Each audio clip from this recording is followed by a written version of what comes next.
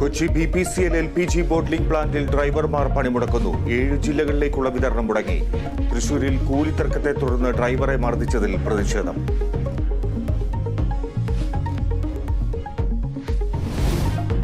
കടുത്ത നടപടിയുമായി air India express. സമരം ചെയ്യുന്ന ജീവനക്കാരെ പിരിച്ചുവിട്ടു. സിക്ക് leave ആസൂത്രിതമെന്ന് management.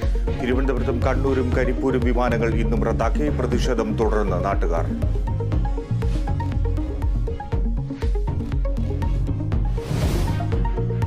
Kozhikode steel complex കേരളത്തിന് നഷ്ടമാകുന്നു. പൊതുമേഖലാ സ്ഥാപനം സ്വകാര്യ കമ്പനിക്ക് ചുഴുവിലയ്ക്ക് കൈമാറാൻ നാഷണൽ ട്രൈബ്യൂണലിന്റെ ഉത്തരവ്. സംസ്ഥാന സർക്കാർ അപ്പീൽ നൽകും.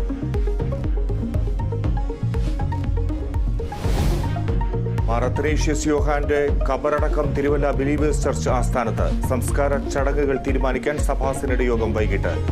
ബിഷപ്പിന്റെ മരണത്തിൽ ദുരൂഹതയില്ലെന്ന് സഭ.